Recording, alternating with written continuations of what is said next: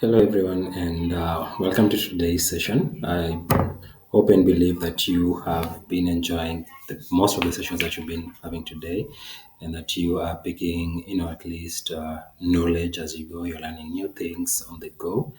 My name is Adam Shem, and I'll be doing or just taking you through this session, which is going to be on individualism.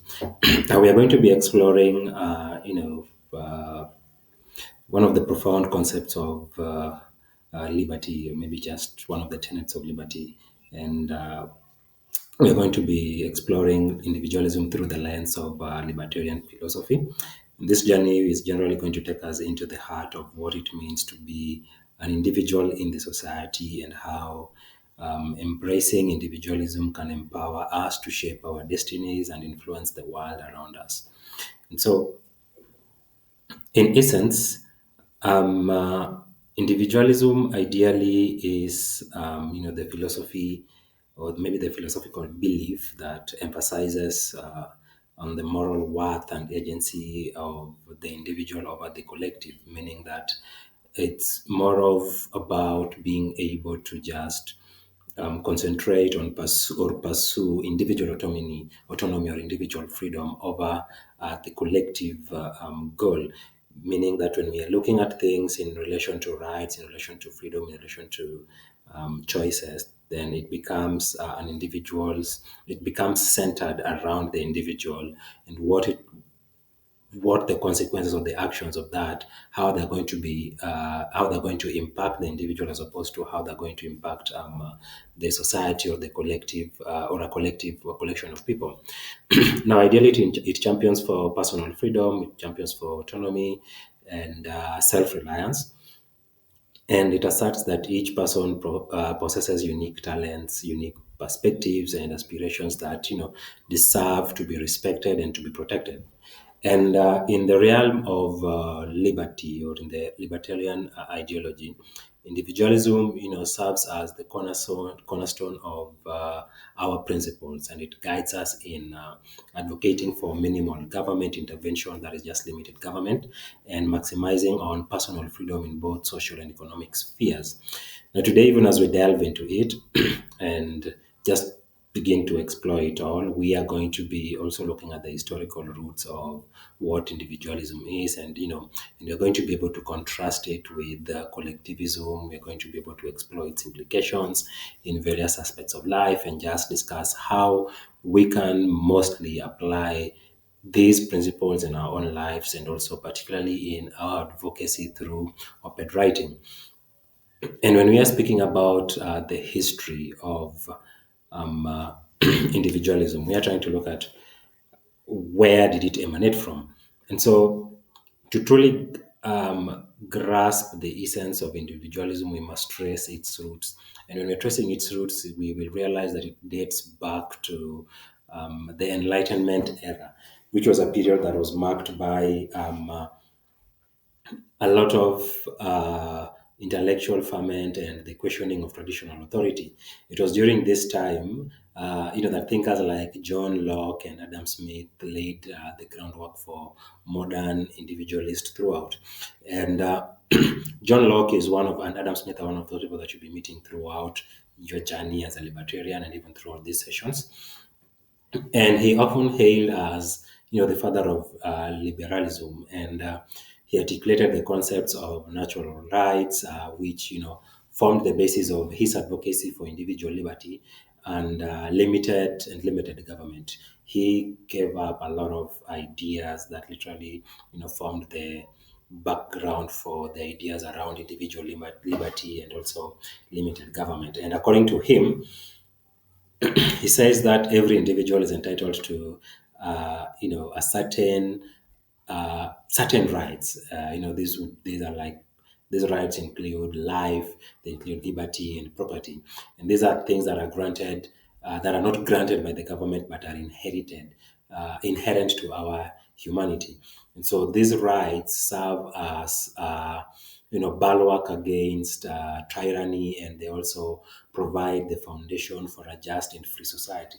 Similarly enough, Adam Smith, in his works, he champions for the principles of free markets and limited government intervention in economic affairs. Now, Smith argued that individuals, pursuing their self-interest within the framework of a free market, not only promote their own well-being, but also contribute to the prosperity of, the society as a whole. And his ideas laid the groundwork for economic individualism. They laid the groundwork for, just emphasizing on the importance of individual initiative and entrepreneurship in driving economic growth and innovation. And together, both Locke and Smith articulated the core tenets of individualism, that is personal liberty, property rights, and free markets that, continue to shape our understanding of human freedom and flourishing today. And, most of these ideas dating from then are the ideas that we've continued to build on, the ideas that we continue to advocate for, just so that we are able to ensure that we achieve what we know as personal liberty, what we know as property rights, and free markets. And we're now trying to compare these two ideologies, that is both individualism versus collectivism. Um, While individualism celebrates the autonomy and the agency of the individual, collectivism emphasizes the primacy of the collective, or the society as a whole. Now, in collectivist societies, the needs and the goals of the group take precedence over the rights and interests of individuals. And so that's what I was saying. Like when I said individualism is about centering it about the individual as opposed to the society, or as opposed to the group, and looking at the goals, the interests, the benefits of the individual, and not the community or the society. Collectivism just makes it more of the greater good of the community as opposed to that of the individual. And that so long as the idea, so long as the activity is going to be good for the a majority of the community, or of the people within the community, it doesn't really matter whether or not certain individuals within it are going to be harmed by it. And whether in the form of authoritarian regimes or communalist ideologies, collectivism subordinates individual freedom to the dictates of the state or the community, and often at the expense of personal autonomy and self-expression. And when you think about, maybe just think of totalitarian regimes where the state exerts control over every aspect of its citizens' lives. And, this is just generally from their thoughts and beliefs to their economic activities and, to personal relationships. In such societies, individual rights are sacrificed on the altar of the collective good, leading to oppression and conformity and stagnation. In the sense that, when at the end of the day, like I said, if it's going to be good for a majority of, maybe say, three quarter or half of the community, then it has to be good for everyone. So for those, or to those who it's not going to be, beneficial to, and everything else, they are going to have to conform. They have going to have to, generally feel oppressed, because at the end of the day, they are going with ideas, activities, and everything else that doesn't really sit well with them. And so this most of the time leads to oppression, to conformity and stagnation. And in contrast, individualism generally just celebrates the diversity, and recognizing that each and that each person is unique and possesses inherent worth and dignity. And it affirms the right of individuals to pursue their own happiness. It affirms, that each and every individual should follow their own paths and make their own choices that generally reflect their values and aspirations. And by championing personal freedom and autonomy, individualism fosters a culture of innovation and creativity and progress, enriching the lives of individuals and generally benefiting the society as a whole. And this is why Hugo, as a politician, says that I am not a liberator. Liberators do not exist. The people liberate themselves. That it's able to, generate or emanate from you as a person before it gets to every other person within the community. But Again, even as we are speaking about individual rights, even as we're speaking about individualism, um, uh, how does it come? How can we be responsible with our own individual rights? Because we already said and we already laid the foundation that individualism is the belief in the importance of the individual over the community and the government, and that it is the idea that every person should have the freedom to make their own choices and decisions as long as they are not hurting others. And central to this concept of individualism are the notions of rights and responsibilities. Now, individualism asserts the importance of negative rights, which protects individuals from interference by others. And these rights include freedoms such as the freedom of speech, religion, assembly, and property ownership, which are essential for individuals to pursue their own goals and lead fulfilling lives. However, alongside these rights come responsibilities. And as individuals living in a society, we have a duty to respect the rights of others and contribute positively to the common good. And this entails respecting the autonomy and the agency of our fellow citizens. It entails refraining from infringing upon their other people's rights, and even engaging in a civic life in a more responsible and constructive manner. And in a truly individualistic society, individuals recognize that their actions have consequences and impact those around them. And they strive to uphold the principles of justice, the principles of fairness, and mutual respect in their interactions with others. And by balancing rights with responsibilities, we can create a harmonious and a thriving community where the rights and dignity of every individual is upheld and respected. And when we shift the gears and focus on the realm of economics and just explore the concept of economic individualism is rooted in the principle of free markets and limited government intervention, and advocates for the autonomy and agency of individuals in economic affairs. And, at the center of it all, or maybe just at its core, economic individualism asserts that individuals are, best equipped to make decisions about their own lives and livelihoods, and that by allowing individuals to pursue their economic interests freely, without undue interference or regulation from the state, economic individualism unleashes the creative energies and entrepreneurial spirits of the people, and this would lead to the driving of innovation and economic growth and prosperity.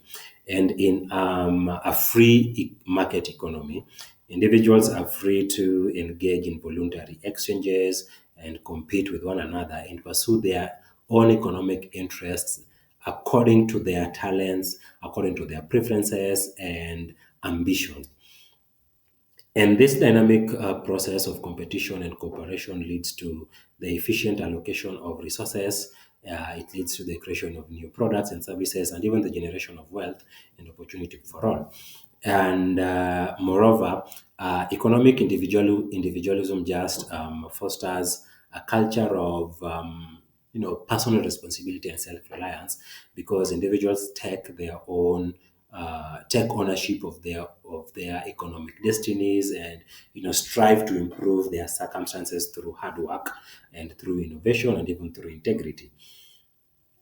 And by empowering individuals to control their own economic destinies, economic individualism promotes dignity, it promotes autonomy and even human flourishing, and this lifts people out of poverty and even enables them to, generally just achieve their full potential.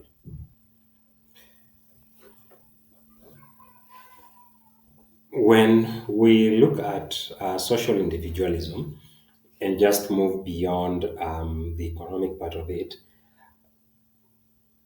um, Social individualism, like its economic counterpart, celebrates the autonomy and agency of individuals in matters of personal and social life. And at its, core, social individualism asserts that individuals have the right to live their lives according to their own beliefs, according to their own values and preferences, you know, free from undue interference or coercion from others. And this includes the freedom to choose one's own relationships, the freedom to choose one's own associations, and even the freedom to choose one's own lifestyle practices without, fear or judgment, discrimination, or social ostracism. And it also emphasizes the importance of tolerance and diversity and respect for individual differences and I think in a truly individualistic society, individuals recognize and celebrate the rich tapestry of human diversity, the embracing of people of different backgrounds and cultures, and just even the identities, individual identities as a valuable individuals' identities as valuable members of this community, and it also promotes the idea of voluntary association and mutual cooperation because individuals are able to come together to freely pursue common goals and interests.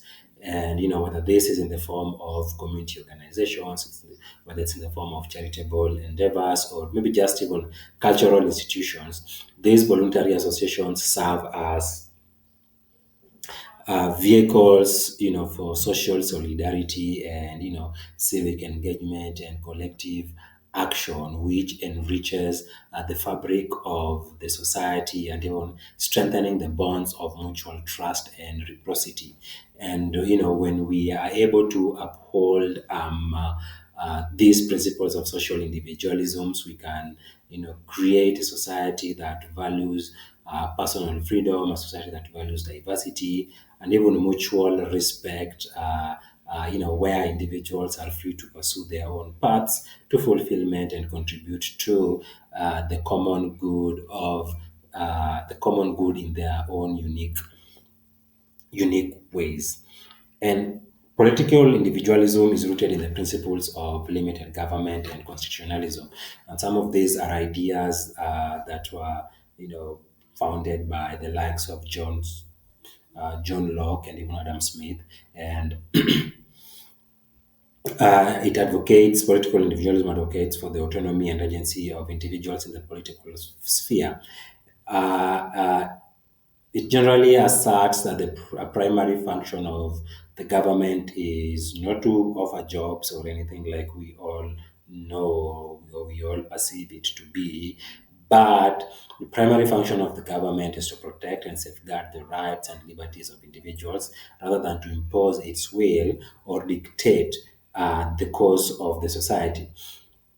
And this entails limiting the powers of the government, it entails establishing clear boundaries and its authority, and even ensuring that it operates within the framework of the rule of law and respect for individual rights, that nobody is above the law and that everybody is governed by the same law, that, politicians can't, or even people, government officials can't, just get scot free with things, or even people who are, let me just say, they lead in the society can't get away with some crimes that people who are poor can't get away with. And so in a political system that is informed by individualism, governments are normally restricted, the actions of the government are normally restricted, and its powers are normally decentralized and dispersed among multiple branches and levels of authority.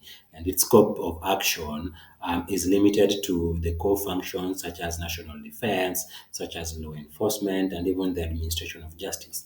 And by constructing the power of government, political individualism protects individuals from arbitrary and even oppressive government actions, and even preserves the autonomy of civil society. It also as well fosters a culture of political accountability and transparency. And I think it also generally also promotes the idea of constitutionalism and the rule of law as the essential safeguards against tyranny and abuse of power. And by establishing clear limits on government authority and guaranteeing the protection of individual rights through written constitutions and legal frameworks, political individualism ensures that the government remains accountable to the people it serves and that the rights and liberties of individuals are upheld and respected. And by upholding the principles of political individualism, we can create a political system that values the personal freedom, that values, that limits the government power, and even ensures that the rights and liberties of individuals are protected and preserved for future generations. And so that is why we have Milton Friedman coming in and saying that the individual should be free to choose what he does so long as his choices do not, do not, um, uh, do not harm others. And as a libertarian, the concept of individualism is fundamental to your philosophy because it is the belief in the sovereignty of the individuals as key, to personal freedoms and the protection of natural rights. It is also the uh, it is also generally, it is also the cornerstone of democracy and a free society where everyone has the right to choose their destiny. And when individuals are free to make their own choices, society as a whole benefits. And when we're looking at the importance of individualism, we can never ever overstate this because, like I said, it's the cornerstone for a free and prosperous society, and it serves as the bedrock upon which the principles of liberty, justice, and human dignity are built. And by recognizing and affirming the intrinsic worth and autonomy of every individual, we lay a proper foundation for a society where freedom lives, where creativity flourishes, and progress abounds. And central to this whole notion, individualism upholds the principle of human dignity, and that by affirming the inherent worth and the autonomy of every person, regardless of the race, regardless of the gender or background or choices, individualism recognizes that each individual is endowed with their own unique talents, with their own abilities and aspirations, and that everyone deserves respect and protection.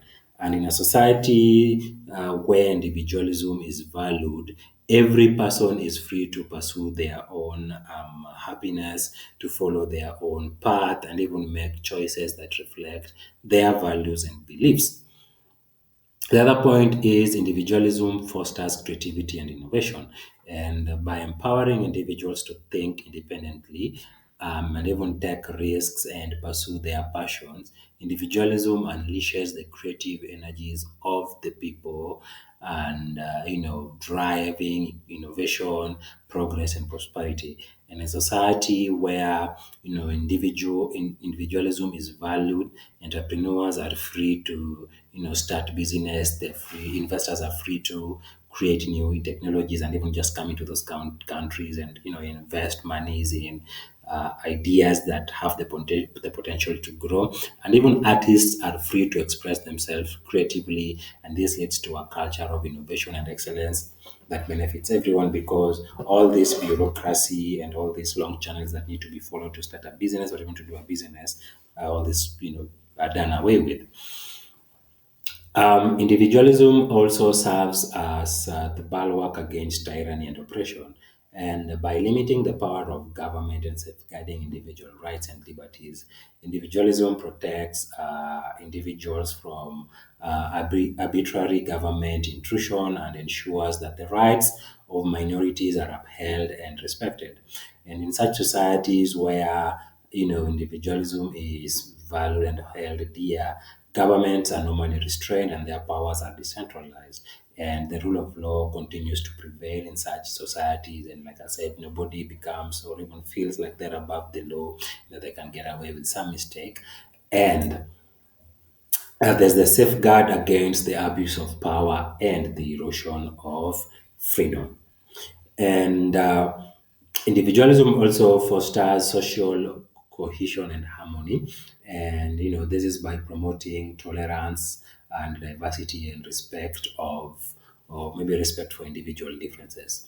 It also creates a culture of mutual respect and understanding where people of different backgrounds, different beliefs and identities can coexist peacefully and work together towards common goals. Such societies, normally have differences that are celebrated. Their, dialogues are encouraged, and even cooperation is fostered.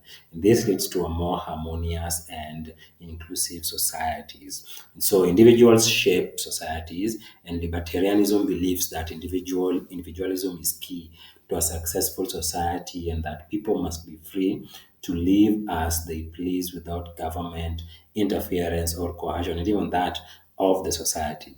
And in conclusion, the importance of individualism cannot be overstated. It is the foundation upon which the principles of liberty, justice, and human dignity are built upon, and it is essential for creating a free, prosperous, and just society.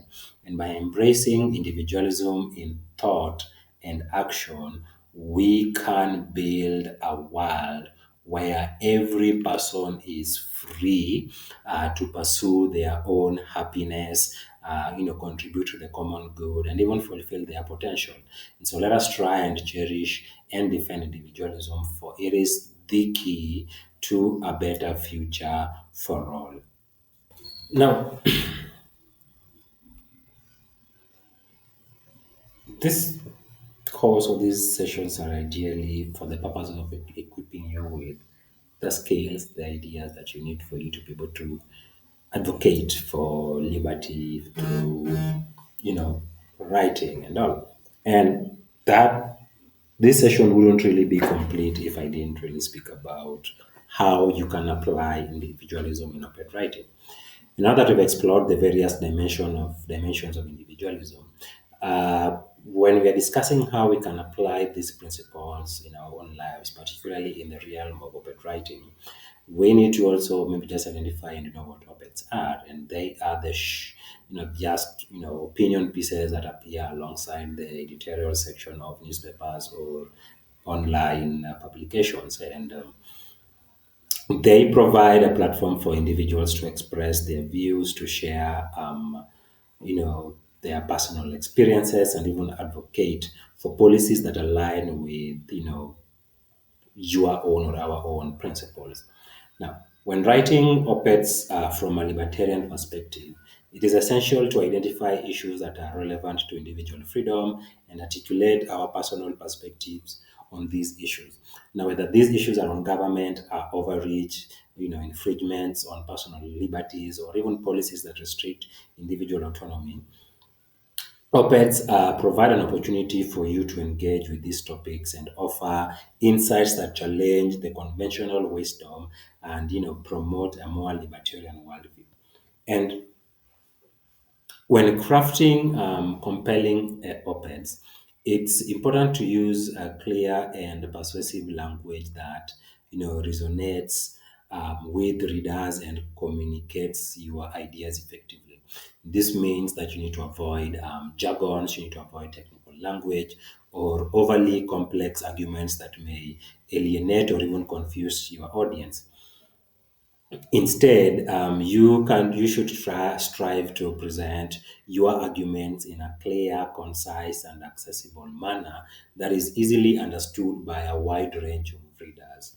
And moreover, providing evidence and examples to support your arguments can generally enhance the credibility and persuasiveness of your op-eds. This would also compel readers to consider your viewpoints seriously.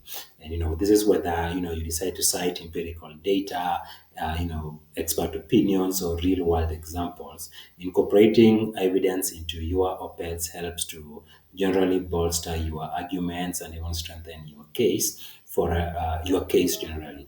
And, at the end of the day, when there are no evidences to support your thinking, to support your theories, then that is just rumors, that is just propaganda. So you need to be able to ensure that you don't come out as a propagandist and just, back it all up with data, back it all up with, examples, and just cite people who've spoken about it, people who've shared, ideas that resonate with what you are sharing. And you need to ensure that you've carefully thought it through, you have a strategic plan, and you can effectively communicate what you want to say. And to write op-eds that resonate with the readers and make a lasting impact, it is important to follow few strategies and principles. Some of these include clarity, which is very paramount because you need to be able to write in clear, concise languages or language that is easily understood by a broad audience. And then you also need to ensure that you focus on persuasion because op-eds are meant to persuade and influence readers' opinions on particular issues or topics. And to be persuasive, you must present your arguments in a compelling and convincing manner, using evidence, using logic, and even reason to support your claims, and even provide concrete examples, provide statistics and anecdotes that illustrate your points and make them more relatable and compelling to readers. You also need to be mindful of your audience. You need to know who you are writing for and tailor your arguments and language to appeal to their interest, to appeal to their values and concerns. Now, consider the demographics, political leanings, and even just the preferences of your target audience, and just adjust your approach accordingly to maximize your impact and effectiveness. You as well need to ensure that you stay focused and concise. Op-eds are typically, limited in length, and so you need to make every word count. You need to avoid rambling or going, off on, just going round and not hitting the nail on the head, and just try and stick to the main points you want to convey. You as well need to be ensure that you be selective in the evidence and examples you use, and generally just work or choose only the most relevant and persuasive ones to support your argument. You need to as well be bold and provocative because op-eds that challenge conventional wisdom provoke thought or stir controversy and are more likely to grab readers' attention and generate discussion. So don't be afraid to take a stand and express your opinions boldly and even push, that idea to spark debate and stimulate interest in your topic. But even as you do so, you are going to, from time to time, engage with opposing views, and this is very essential for fostering understanding. It is very essential for promoting critical thinking and even advancing knowledge and understanding. At the end of the day, it doesn't really mean that for you to be able to write a good op-ed, it has to be your own idea from the start that you've thought it through. At times, you can get to come across a piece or hear somebody say something, or some political leader said something, said this and that, and you want to oppose. So you could meet people who oppose your views, or you could want to write an op-ed to oppose somebody else's view. This is very essential because it's going to foster understanding and even promote critical thinking and advance knowledge and understanding. Now, while it's natural to gravitate towards like-minded individuals and echo, chambers that reinforce our own beliefs and opinions, true intellectual growth and progress comes from engaging with viewpoints that challenge, that critique, or even contradict our own. And in engaging with opposing views, you need to have an open mind and a willingness to listen and a commitment to be respect to, to just generally have a respectful dialogue and debate. Now, rather than dismissing or disparaging views that differ from your own, you need to be able to approach these views with a lot of curiosity, with a lot of humility, and intellectual honesty, because you are seeking to understand the underlying arguments and evidence and assumptions that informs their ideas. And I believe that one of the most effective ways to engage with opposing views is through constructive dialogues and debate. And this involves presenting your own arguments and evidences in a clear, persuasive manner, while also listening attentively to the arguments and evidences presented by others. Sorry, and by engaging in a reasoned and respectful exchange of ideas, we can challenge assumptions, we can probe underlying assumptions, and we can even as well identify areas of agreement or disagreement that can lead to deeper understanding and mutual respect. And I think when we get to do so, we get to be able to, build a bridge, that most of the time is caused by, the divide or maybe the ideological differences, and we can as well foster empathy and build trust between individuals and groups with divergent perspectives.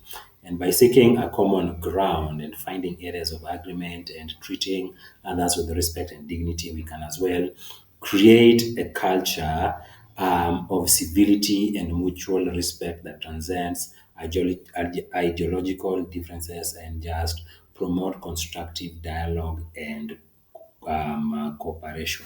So we need to ensure that even when we are crafting our op-eds, we need to ensure that we get to come up with ideas. We get to be ready to know that people are going to be having opposing views from the ones we are having, and that is normal. You as well going to be writing op-eds that are going to be opposing other people's views. So you need to ensure that you at least become a little bit collect more evidences, listen to what they're saying, so that you can be able to understand where they're coming from, and we can get to craft op-eds that are compelling, persuasive, and even impactful, and make a meaningful contribution to the public discourse and the debate.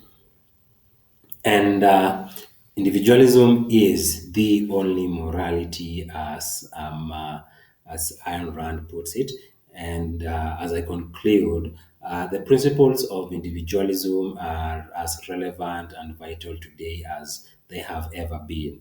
And from its roots in the Enlightenment era to its contemporary manifestations in economics, in politics, in social life, individualism contributes to shaping our understanding of human freedom and even the flourishing and even human flourishing.